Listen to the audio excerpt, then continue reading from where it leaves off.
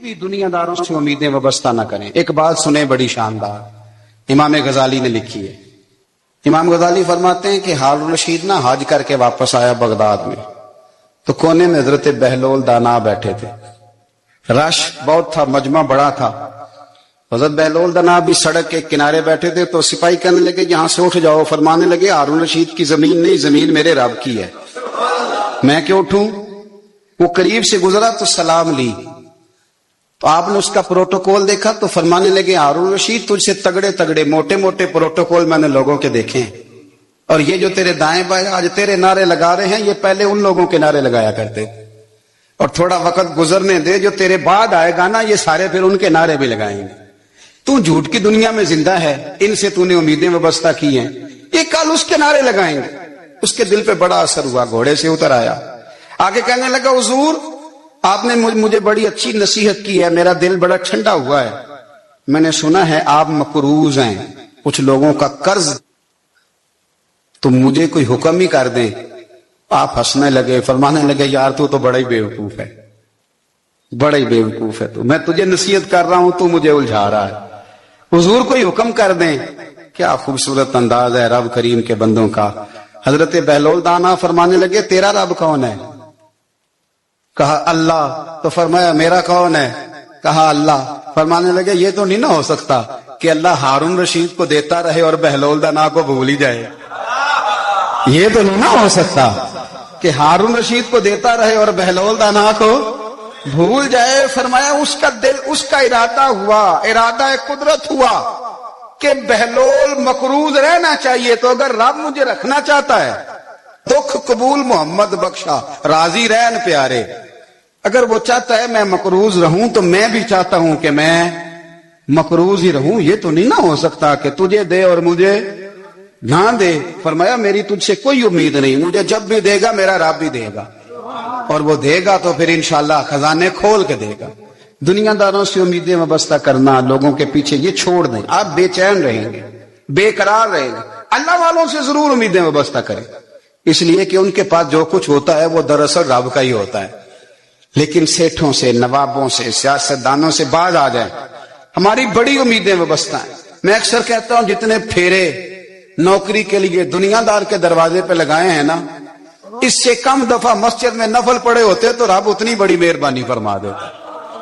تیسری بات یہ یاد رکھیں، اگر سکون لینا چاہتے ہیں نا، اگر سکون لینا چاہتے ہو نا تو لوگوں کو ڈسکس کرنا بند کر دو.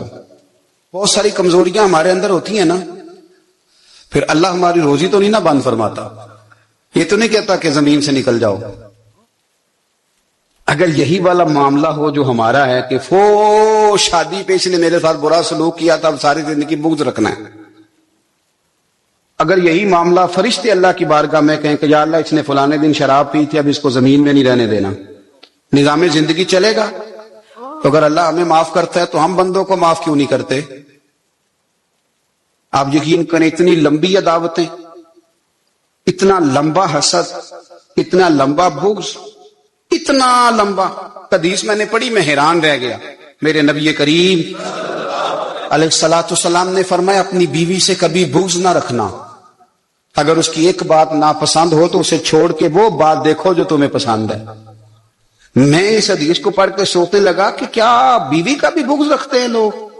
اب حضور نے کہا ہے تو اس کا مطلب ہے لوگ بیوی کا بغض بھی رکھتے ہیں. اب اس پر استدلال کر کے مجھے کہنا پڑے گا کہ سسرال والوں کا بغض بھی رکھتے ہیں. کہنا پڑے گا کہ بھائی کے سسرال والوں سے بھی بغض رکھتے. اس حدیث کی روشنی میں سمجھا کہ لوگ بھابھی کا بغض بھی بغض رکھتے ہیں. بغض، ورنہ عادتیں تو ہماری بھی کئی بری ہوتی ہیں. اگر عادات ایک وجہ بنے اختلاف کی تو عادتیں تو ہماری بھی کئی بری ہیں، لیکن ہم اپنی بری عادتوں سمیت اپنے آپ سے پیار کرتے ہیں. اور سامنے والے کی ایک بھی عادت بری ہو تو اس سے بغض رکھتے ہیں. بغض نہ پیدا کریں. میرے نبی پاک علیہ الصلوۃ والسلام نے فرمایا کچھ چیزیں تمہارے دین کو مونڈ ڈالیں گی، تباہ کر دیں گی، کاٹ دیں گی. حضور کون سی؟ فرمایا حسد، تکبر اور بغض. یہ تمہارے دین کو تباہ کر. ہم بے چین اس لیے ہیں کہ ہم نے بہت سارے لوگوں کا بغض پالا ہوا ہے. اور ہر فیلڈ میں سیاستدان نے سیاستدان کا، ذاتیات پر اتر کے بات کرتے ہیں. معزز ترین لوگ، تاجر نے تاجر کا، الا ماشاءاللہ بعض جگہ پہ اہل علم بھی ایک دوسرے سے عداوت رکھتے ہیں. خدا را دل رب کریم کے آنے کا ٹھکانہ ہے. یہ صاف ہوگا تو اس میں رب رسول کے جلوے ہوں گے. اگر اس میں عداوت ہو، اس میں بغض ہو، اس میں کینہ ہو، نفاق ہو، سنیں میرے رسول کریم حضرت ابوبکر صدیق رضی اللہ تعالیٰ عنہ کہتے ہیں میں رو ہی پڑا.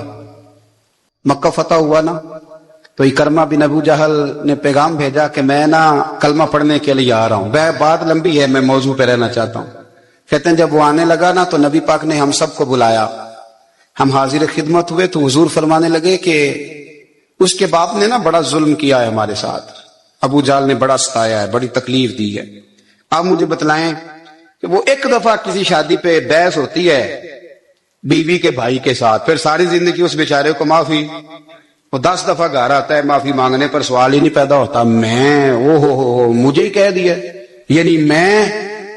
یعنی پھر مجھے ہی کہہ دیا آپ نے اور میری شان میں بے ادبی اور پھر میں معاف کر دوں. توبہ توبہ توبہ، یہ کیسے ہو سکتا ہے؟ میری ناک نیچی ہو جائے گی اور آپ نے مجھے کہہ دیا، سوال ہی نہیں پیدا ہوتا. اور یہ رونا میں اکثر ہوتا ہوں کہ شادی والے دن داماد صاحب کا زیادہ دماغ خراب ہوتا ہے. جب چھوٹی سالی کی شادی ہوتی ہے نا اس دن اس کو بخار چڑھتا ہے، کوئی اس کو کان میں کہتا ہے تیری عزت نہیں کر دے، اس دن اس کا دماغ خراب ہو جاتا ہے. بچے اٹھا کے نکل آتا ہے، وہ بیچارہ سسر منتیں کر رہا ہوتا ہے کہ تیری مہربانی آ جا، یہ عزت کرا رہا ہے. تو میں نے کہا احتجاج کر کے جو عزت کرائی جاتی ہے وہ عزت نہیں ہوتی. ہاں یہاں مانگ کے عزت لیتے ہیں لوگ، یا احتجاج کی کوئی عزت ہے؟ آپ کے اندر کمالات اتنے ہوں کہ آپ کی عزت کرنے کو دل چاہے، یعنی مزہ آئے، یعنی لطف آئے، یعنی آپ دور بیٹھے ہوں تو کسی کا دل کرے آپ کو اسٹیج پہ بلانے کے لیے. یہ کیا بات ہوئی کہ چھائے جانا اور بھاگ کے آگے جانا؟ ان سے نکلیں. اکرمہ بن ابو جہل کلمہ پڑھنے کے ارادے سے آ رہے ہیں. حضور علیہ السلام نے صحابہ کو بلایا. کتنی زیادہ عداوت رکھی جا سکتی تھی معاذ اللہ.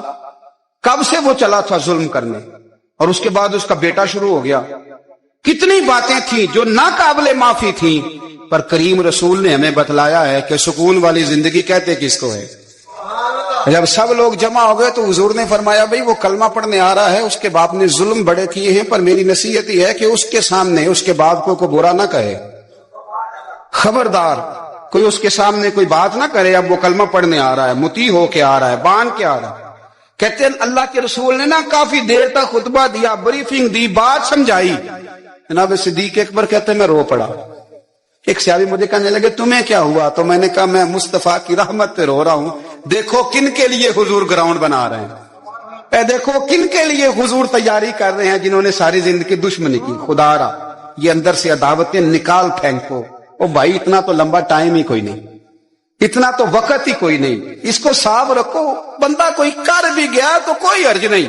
چنگی مندی سجنا کولوں 100 واری ہو جاندی، یار یاراں دا گلا نہیں کر دے.